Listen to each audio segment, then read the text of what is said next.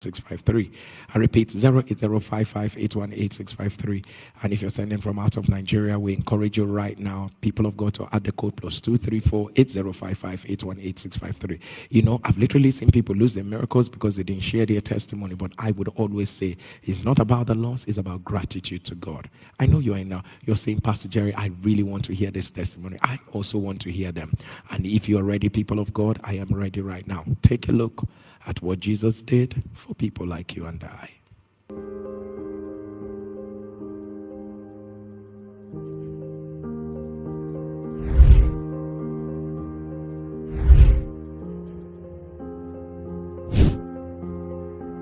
Good morning, everyone. My name is Chinelo, and I'm here to share my testimony because what God cannot do does not exist. In November 2022, Papa said we should choose a date we would like to get married. I just heard the Lord say, fix the data, fix the data, fix the data, fix the data. Open your mouth, just fix the data, fix the data.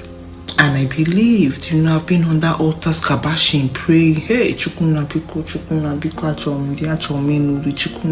Gozeno. Papa said we should choose our date. They choose March 12, I was really scabashing, praying, believing in God. Then I met my husband in July, and officially we started dating in September.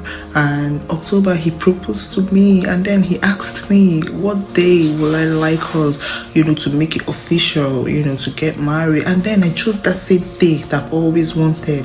I chose March 12th, and in March 12th we got married. That fire of altar, there is God there. There is God there. Thank you, Pastor Jerry. This is my husband. Say hi, baby. Say hi. I just want to thank God for everything, and for Pastor Jerry for the dedication. Papa, you too much. I don't know where you did get the strength for, but Papa, ribusa for you. Busa. All God cannot do does not exist. My name is Daniel Aliu. I'm making this video from United Kingdom. I'm making this video because of an affliction that's been plaguing me since 2021. It all happened when I went to cut my hair at the barber's, and I fainted. Opening my eyes, I found myself in an ambulance. Fair enough, I've been working 72 hours that week, so I think I was exhausted. That's what I put it down to. But on getting to the hospital, the doctors let me know that it was an heart attack, and I was very lucky, and they told me to take it easy. I didn't take it serious. I wasn't on an SPPD. I just continued living my life thinking, well, I was stressed out anyway. And then another one reoccurred. I was admitted for 3 months in the hospital, and they were giving me all sorts of drugs and all that. Fast forward, I met a friend who introduced me to NSPPD. And at first, I wasn't taking it serious. I just thought, Nigerian pastors again. I didn't believe in miracles. I wasn't even a born again, so really I didn't resonate with it. But down the line, facing different challenges, I went back to those videos, and then I started listening to Pastor Jerry's sermon. I started watching the numerous videos, and the way God has been using Pastor Jerry, it triggered something inside of me. It prompted me, and I had to look at my life. At a point, I was crying, and then my friend said, you know what, just kneel down and pray and be born again, which I took those steps. Then I started seeing the manifestation of God's power. The main testimony lies around the cardiovascular artery operation that I was meant to go for, which is called CABG. It is it's a triple bypass heart surgery that I was diagnosed with. And that's been roving over my head for the past 3-4 years. I was praying. Pastor Jerry kept on mentioning it. Heart failure disappeared. I hear the Lord say, every heart failure is being reversed right now. Every heart failure is being reversed right now. I will key into it. Anything that has to do with the heart, palpitation of heart, arteries, I will key into it. Now, they scheduled me for another test to actually ascertain if this triple bypass was going to go through. I started praying. I started keying to it. Pastor Jerry kept on mentioning it. Heart disease. disappear, be reversed, new organs. So I went for the test. I have all my evidence over here, letters and letters and letters and letters from the hospital. As God will have it, on the 11th, they wrote me a letter saying the triple bypass has been cancelled. I was so happy. And I give glory to God, for He has finally healed me, and I have my evidence. Glory be to God. Thank you, NSPPD. Thank you, Pastor Jerry, for showing us how to pray, because my prayer life has increased. You have taught us how to fast, and you have taught us how to communicate accordingly with God and to connect spirit to spirit. Thank you. Thank you. I'm forever grateful. My name is Favor Michael Kalu. I'm making this video from United Kingdom. Last year, March, when Pastor Jerry was in Altar of Fire, he was saying, if you're desiring for a baby, carry your baby, carry your baby. Women desirous for the fruit of the womb. Put your two hands on your belly. On the sound of your amen. It has reached her. It has reached her. It has reached her. It has reached her. At the sound of your amen. Carry your babies right now. Carry your babies right now. I open my hands and I take like others were taking us home. And I lay my hand on my tummy. And I said, God, it has been long that I've been laying hand on my tummy. Do it. Prove your name. Prove your word. And prove that you are still the same God, that you have not changed. Honestly, as God may have it, God showed forth His mercies. After the prayer, I zeroed my mind. So my mind was not there again, you know. After like 2 weeks or so, I was like, Favor, check something, check. I went to pee. So I said, let me use the PT to check. Lo and behold, Pastor Jerry, I was indeed pregnant. I didn't even know. I never knew I was pregnant. I never knew that I was 1 month and 2 weeks and some days. I never knew that I was pregnant. God showed forth. He came through. He proved His name. I don't know how to thank Him for what He did, because I've been believing for it for a very long time. But God came through. He proved His name. He proved His word. Indeed, He never failed. God came through and blessed us with a bouncing baby boy. He answered when we least expected. To Pastor Jerry, thank you. For your sacrifices, thank you. My name is Julia William. I'm from Dar es Salaam, Tanzania, and I'm here to testify that what God cannot do doesn't exist. So I came across the fire altar from my sister in Christ. At first, I started having the suicidal attempts, like, Julia, you have had enough, you should end it up. And the weird thing is, at this time when I'm hearing the suicidal attempts, it's the time that I'm more relaxed, everything is going well. But I have this thing like, you should just end your life. You have had enough. You have suffered enough. You have been through enough. So I said, this can't be right. So I called to one of my sisters in Christ and I told her, no, I have this problem. And she sent me the link. I kept on praying. Okay, the suicidal went away. But the weird thing is I started to have chest pain on my left hand side. It could have pain from my hand to my neck. I could get tired, dizzy. I would just work a little and I find myself so dizzy that I just rest. I'm a painter. I couldn't even paint anymore. My left hand was always in pain. I'm a singer. When I sing a little, I could just feel my heart like pounding, like I've been walking or running. So I went back and clicked the link and I started praying on it. And they think this pastor said like we should collect our evidence. So I told God,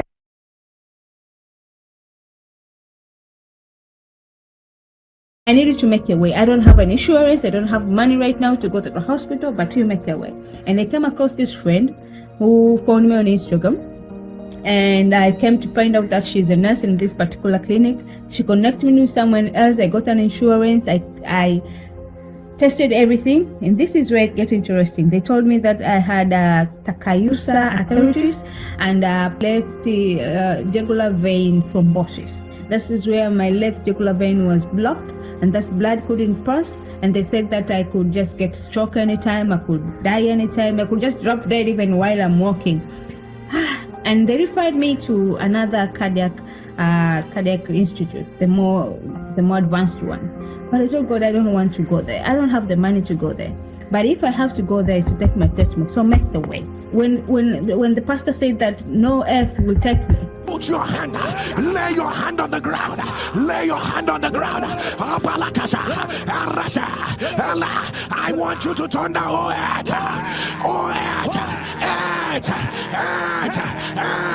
hear me as I hear the Lord.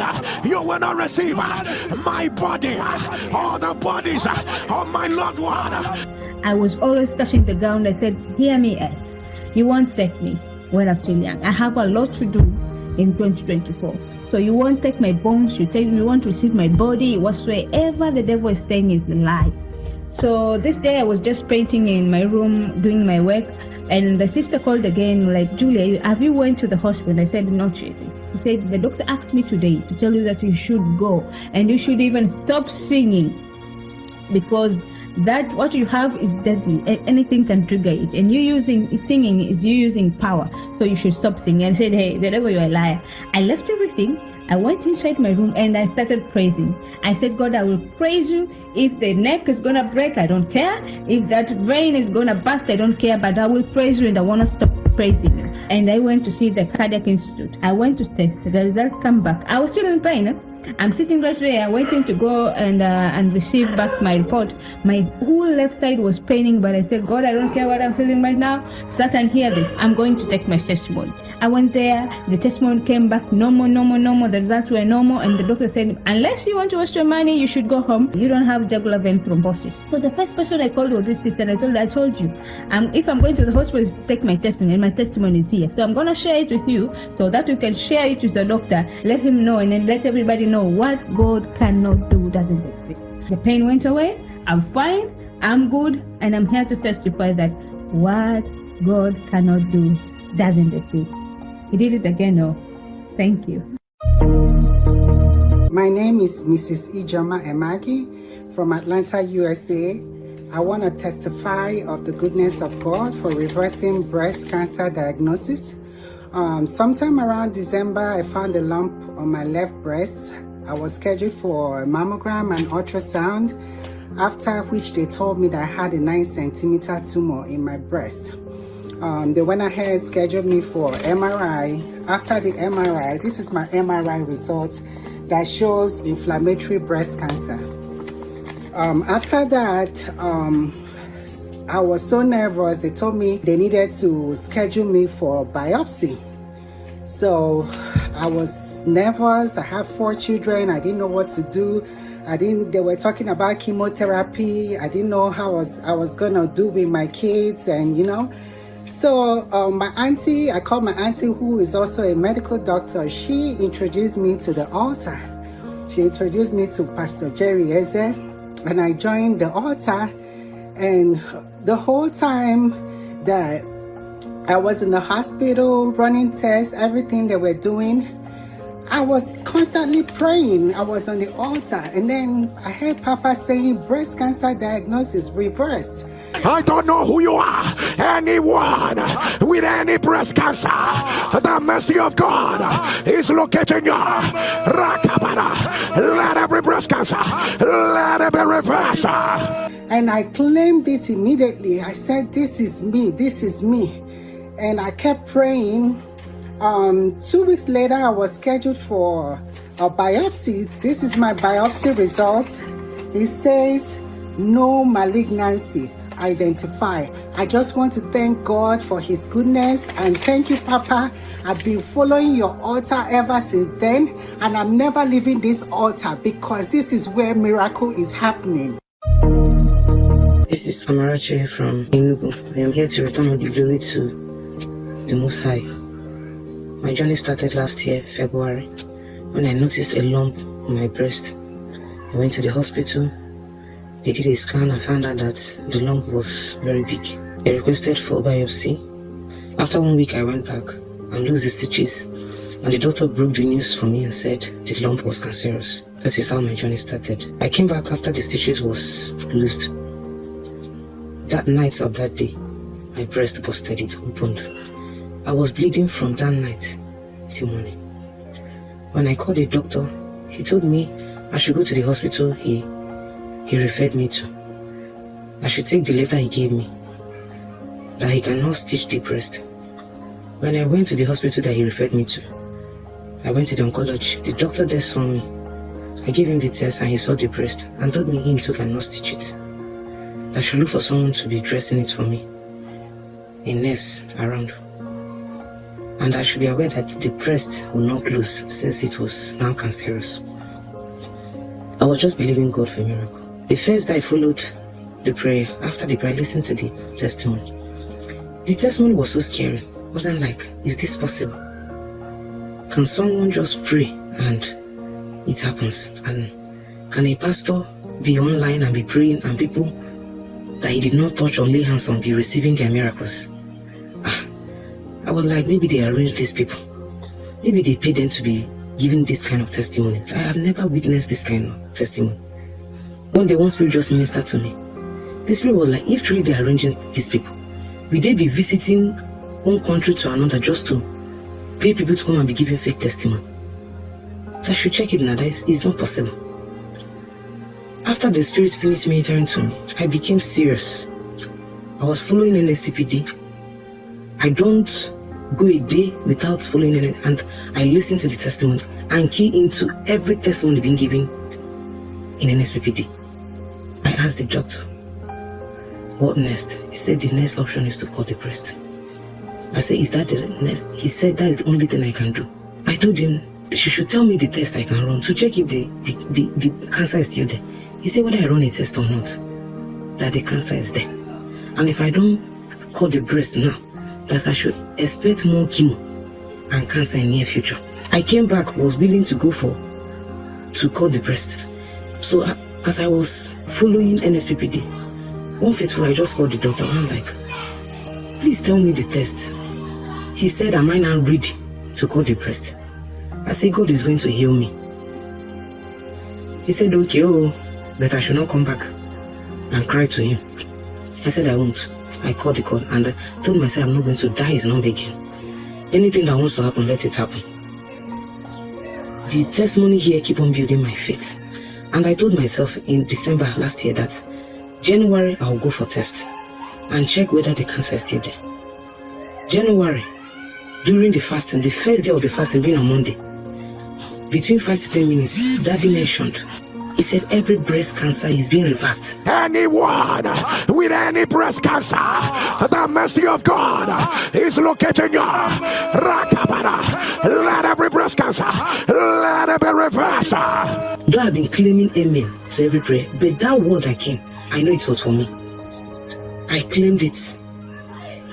I was doing the fasting. I was following everything they said we should do, both the morning prayer and the night prayer. After the prayer, I went for test and the results came out negative. Everything they said in the hospital did not come to pass in my life. I am here to thank this great God, Elroy, the God that sees me. I am here to thank you, Papa, for your time, for always being here. It's not easy. For devoting your time just to pray for us. For lifting my faith. I cannot stay a day now without NSPPD. I say, may the oil on your head never run dry. NSPPD, celebrate the Lord.